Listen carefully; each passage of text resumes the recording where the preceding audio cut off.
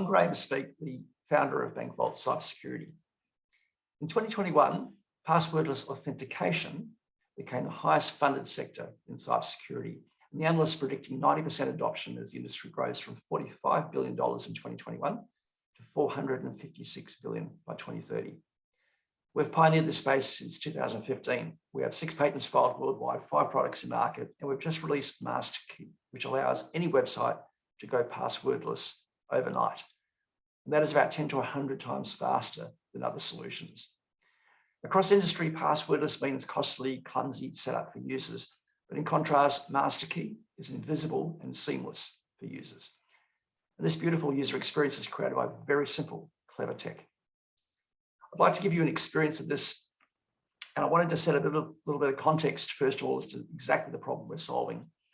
Most cyber attacks by volume target our end user PCs and smartphones. The target is identity theft. This is account takeovers. When a user is entering in their credentials and they see asterisks on screen, this is simply a mask for the people sitting around them. Any software in our browser sees this as clear text.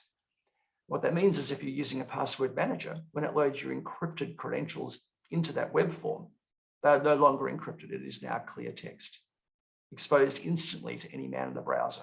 So password managers actually expose our credentials to malware, and there's nothing that they can do to stop it. This is a fundamental design flaw with the way the browsers work. And the industry's solution to date has been to move away from the single attack surface and provide two-factor authentication. It's a really important idea. You deploy it as a last resort because you have to. It's such a nuisance for the users. And there is a cost to provide it, and there's a cost to support it. And it also doesn't always work in that it's not actually that hard once you know. It's another attack surface once you know how to defeat this. I'll give you just simply one example. If I've hacked your browser, you load up a list of creditors to pay. I already know your bank account credentials. I just need that banking fob. I don't even need to trick you anymore. All I've got to do is literally change the bank account number behind the screen, move the decimal point, and then you authorize it with your fob, you Google Authenticate, your iris scan, and your money goes to my bank account. And if it was a bank account, then you need to now prove to the bank you're not defrauding them. The 2 most precious assets on your bank account is your cash, bank, and reputation, and this might take months. Meanwhile, these walked out the door overnight. Account takeovers are a really big problem in cybersecurity. So the industry's approach, which we call Cybersecurity 1.0, is where you are trying to detect a new type of threat and then counter it. And you can see by the numbers here, it is abject failure. It is perpetual failure.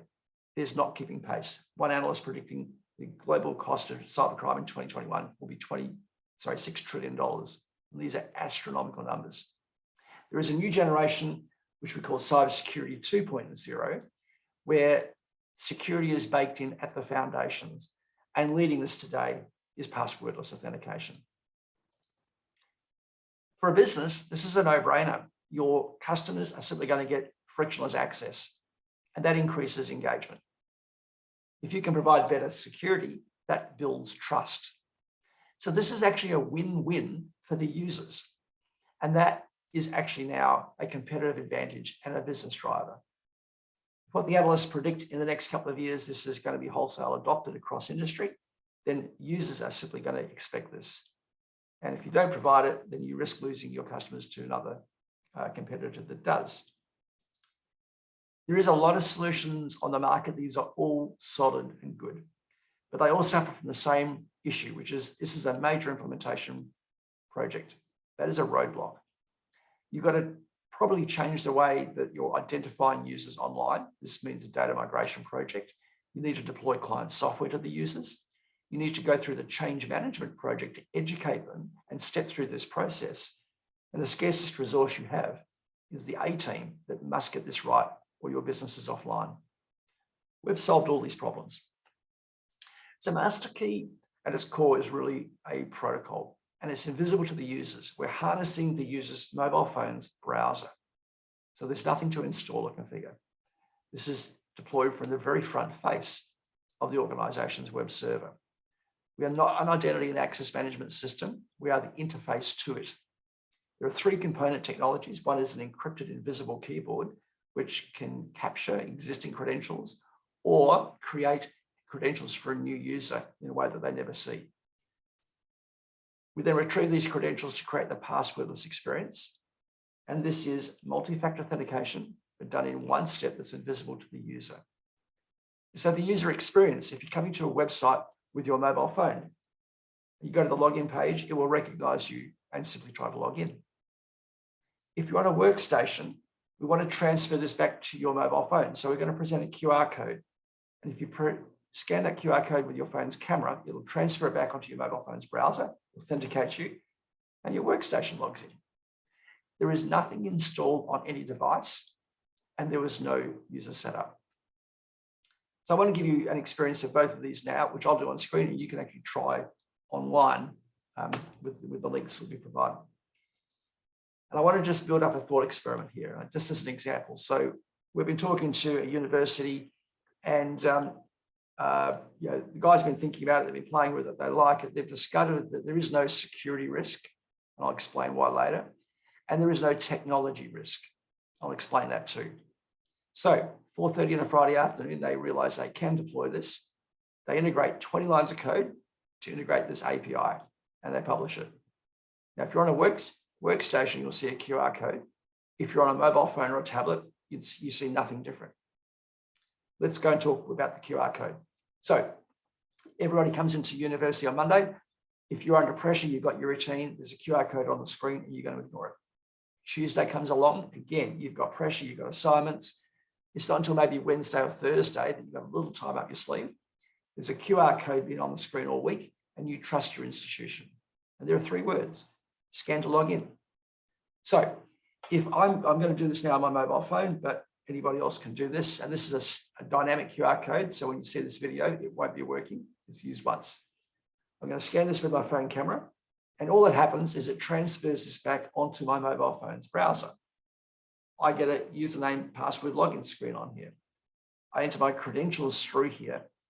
I press save and log in, and my workstation logs in. That's the last time I ever need to do this. Each time I come back to it now, it recognizes me. There's a user called hello.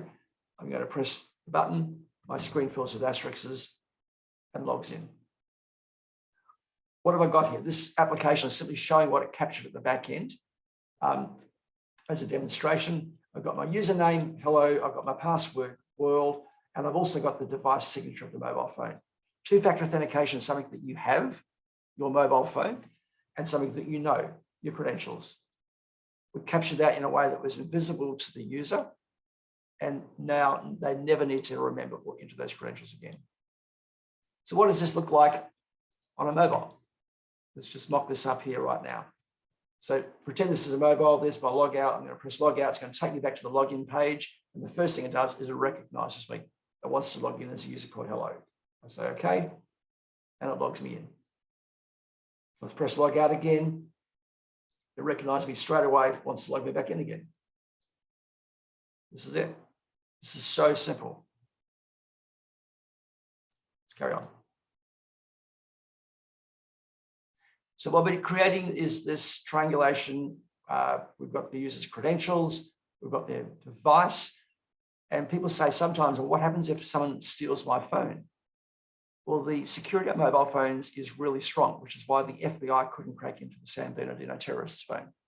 But if you need that extra layer, of course, we're going to have it. And that's called proof of presence. Your fingerprint, your face scan, a screen pattern on your phone. There is a standard for passwordless authentication called FIDO2, and the kernel of this relates to web logins is called WebAuthn. So you could spend a very large amount of effort trying to build this yourself. It'll be a project that will be at least weeks. And the alternative is we simply flick a switch and you inherit it. Your users will immediately be asked to set up their biometrics. There is no single point of failure on the system. That username password that sits on the screen can continue to exist there. So this can actually just sit there in parallel with the QR code. And a user can actually set up multiple devices if you deem that that's allowed. And if you want to limit the user by the device signatures of their phones, then you can decide if they just get one, or maybe they get a couple, or you might want to ignore that. It just depends on the use case. But there is no single point of failure because the users can continue to log in. This approach is literally 10 to 100 times faster and simpler to deploy than the other solutions on the market today. We aren't changing back-end infrastructure. Every website on the planet today uses username and passwords. The problem isn't there because that's always behind the firewall. The problem's always on the end user's device. In our model, there is no client software and there is no user setup. And that means that the change management project literally dissolves. Adoption is by osmosis. I should also add this is a zero trust system. Nobody needs to trust the BankVault infrastructure. The organization deploying this generates its own security secrets and holds on to those. They never release that. And without that, you would need billions of years to decrypt and decode this information. Your users, of course, will trust you as the organization. So a typical implementation for this would be just test drive it. Spend a little bit of time cloning the login page and putting onto a secret web address and integrate these 20 lines of code with the API. Then put some dummy data through it. If that works, give it out as a proof of concept to a few choice users. If that looks solid, then mount a project perhaps to 1,000 customers. If that works, continue to expand the project like a canary rollout until ultimately everybody is live. The actual technical work between each of these steps is exactly zero. It's purely a function of who do you give access to that login page. I mentioned that there is no technology risk because there is no single point of failure. There is also no security risk. This is the user's normal input. It's now controlled by the web server working in combination with their mobile phone and their Face ID. Of our team, one of the most interesting people here is Whitfield Diffie. Whitfield Diffie is one of the fathers of internet encryption. He is a Turing laureate. The Turing Prize is like the Nobel Prize of IT. He created an algorithm called the Diffie-Hellman key exchange. Diffie-Hellman is the algorithm underpinning virtually all internet encryption today. So he's an industry icon, shareholder in our company. So the ask here is literally just test drive this. Test drive with your own site. There's no cost to set this up. We'll help you through it. And I think once you've done that, you'll experience it in your own hands. It just means so much more. This is very, very simple. What I'd like to do is delve into the actual core technology now, and so that you have an understanding of what actually is going on. This is the secret sauce. We always go back to the user's mobile phone's browser. This will work on any device. The user gets a normal login screen and enters their normal credentials that they would normally do. It goes through a normal keyboard until they touch the password field. You touch the password field, the architecture inverts. Your keyboard disappears and we project an image of a keyboard into the phone. This is running in an inline frame. It's effectively a firewall browser. And this is coming out of the MasterKey infrastructure. This keyboard is an illusion. There is no keyboard. It's just a photograph.